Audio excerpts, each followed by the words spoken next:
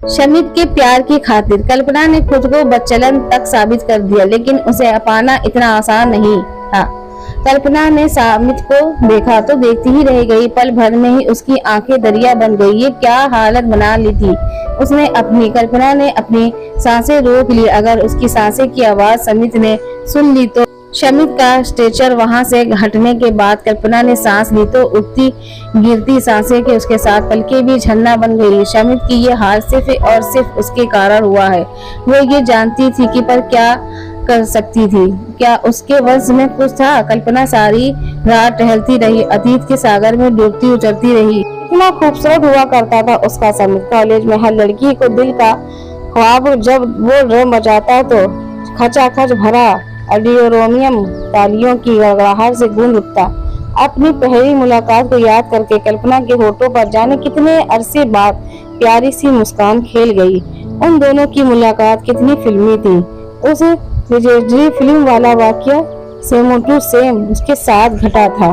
Shamit drum की practice कर रहा था और उसके पैर थिरकने लगे। शमित का ध्यान उसकी ओर गया तो उसे देखता ही रह गया। ड्रम की तार टूटी तो उसका ध्यान शमित की ओर गया तो एक टकाटक उसकी ओर देख रहा था। वो अचकचा गई, जाने उन आंखों में ऐसी कौन सी कशिश थी जो वो उन आंखों की तारीफ करना चाह। नाचने जाने का अनुरोध उसका अपनापन भूल ही नहीं पा रही थी।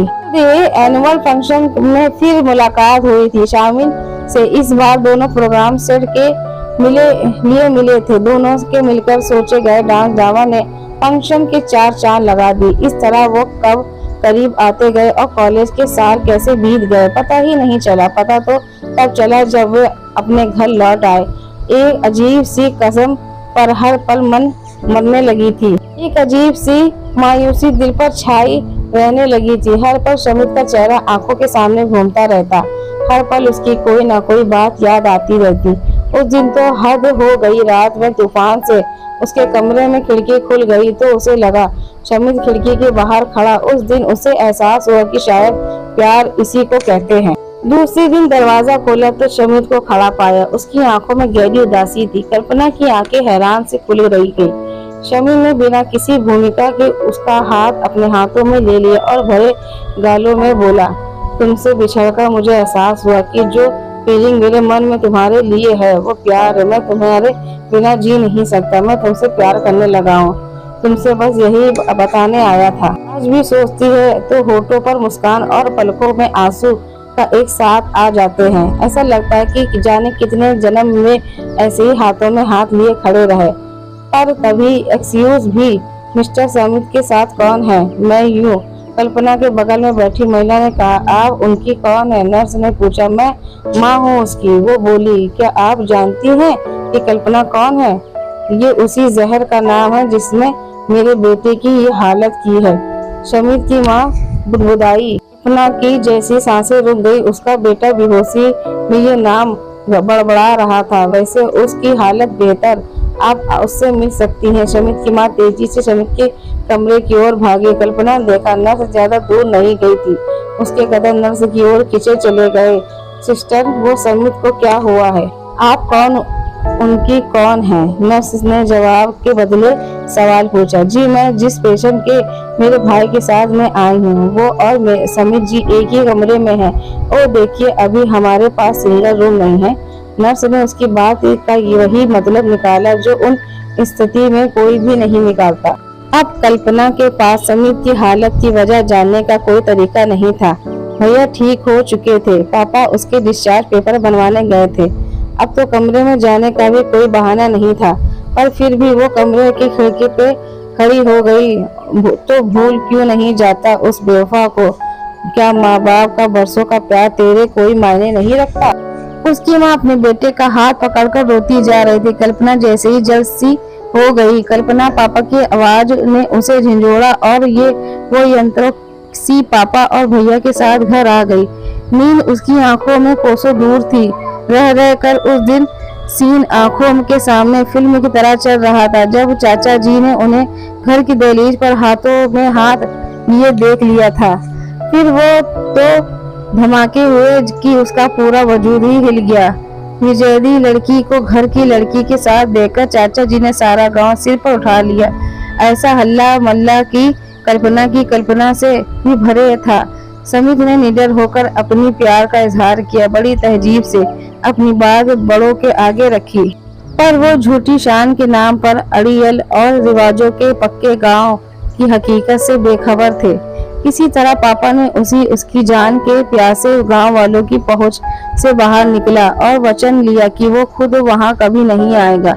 लेकिन शमीद ने साफ कह दिया कि वो उससे ही शादी करेगा और इसके लिए अपने मम्मी पापा को लेकर बात करने आएगा। उसके जाने के बाद पापा ने सबको समझाने की भरसक कोशिश की। वो समझ गए थे कि इस बात को आगे बढ़ाने का मतलब है बच्चों की जान के खतरे में डालना।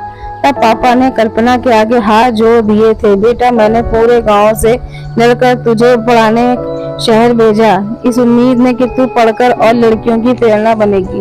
अगर तूने इस प्रेम प्रसंग को आगे बढ़ाया तो मैं जानता हूँ तेरे चाचा कोरी धमकियाँ नहीं दे रहे हैं, तू उसका ख्याल दिल से निकाल दे।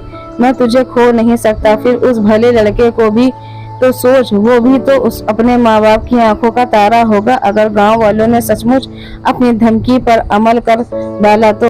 पापा हताश से पूछने लगे, क्यों तू उसकी जिंदगी खतरे में डालना चाहती है? क्या प्यार ही यही परिभाषा है? पर शमीद किसी भी तरह उसे भूलने को तैयार नहीं था। उसे गांव वालों की दकिया न्यूसी बातों पर गुस्सा आ रहा था। वो उसकी धमकियों को गंभीरता से लेने को बिल्कुल भी तैयार नहीं था।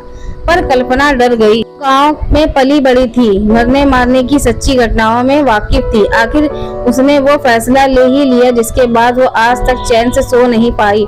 उसने अपने और शमीद के कुछ कॉमन फ्रेंड्स के साथ मिलकर वो योजना बनाई और शमीद की जान नजरों से खुद को बेवफा और बच्चलन साबित कर दिया। सारी रात करवट बदलते बीती। सुबह होने तक कल्पना एक फैसला ले चुकी थी। पापा और भैया को बताया तो वो भी उसके साथ ही लिए। पिछले 5 सालों में वो उसके प्यार की गहराइयों को समझ चुके थे। कल्पना शमीद की माँ से उसकी दोस्त बनकर मिली, उसका हाल पूछा। उसकी माँ ने जल्द ही अपना दिल खोलकर उसके सामने रख दिया। आखिर उसका दर्द भी कौन हम सफर चाहता था। क्या बताऊं बेटा, वो लड़की इसकी जिंदगी में क्या गई, इसकी तो जीने की इच्छा ही खत्म हो गई। यही कहते हैं डॉक्टर कि इसे कोई मर्ज नहीं, पर अगर कोई जीना ही नहीं चाहे तो बीमारियां का बहाना बनाकर आ जाती है। वो उसे भूलने को कहती तो हमेशा एक ही बात कहता। अपनी बात बीच में ही छोड़कर उसकी माँ रो पड़ी। तभी उसकी नजर शमीद की ओर गई। वो कब वहां आ गया उसे पता भी ना चला। एक बार फिर उसकी नजरें मिली और कल्पना अपने आंसू रोक नहीं पाई। मैं कहता हूँ कि जिस लड़की को मेरी जिंदगी बचाने के लिए अपनी बचलनी के इतने सारे झूठे सबूत देने पड़े, उसे मैं सिर्फ इतना बताना चाहता हूँ कि ऐसी जिंदगी के बचने का कोई फायदा नहीं जिसमें जीवन ना हो। अगर रूह ही मर जाए तो जिस्म में जीने का क्या फायदा। मैं उसे बताना चाहता हूँ कि प्यार का दूसरा नाम एतबार है और जिसका प्यार सच्चा हो उसका एतबार इतना कच्चा नहीं होता। कल्पना फूट फूट कर रो पड़ी तो शमीद की माँ सब कुछ समझ गई। बेटा, जमाना बदल रहा है, तुमने एक बार हमसे बात की होती, हम हल निकालते। खैर, तुम लोगों के प्यार का सोना विरह की आग में तपकर कुचल बन चुका है। अब हम तुम दोनों के साथ हैं। हाँ बेटा, हम मिलकर एक दूसरे को हिम्मत देंगे। गलत रिवाजों से डरकर नहीं लड़ने जीतने, और कि तुम जीतोगे क्योंकि तुम्हारा प्यार सच्चा है। शमीद ने पिता ने जोड़ा। उन्होंने शमीद का हाथ कल्पना के हाथों में दे दिया। दोनों बड़ी देर तक एक दूसरे के आंसू पोंछते रहे। तो दोस्तों, कैसी लगी स्टोरी अच्छी लगी तो प्लीज लाइक, सब्सक्राइब और शेयर करिएगा। नए पे नए हो तो सब्सक्राइब कर दीजिएगा। धन्यवाद।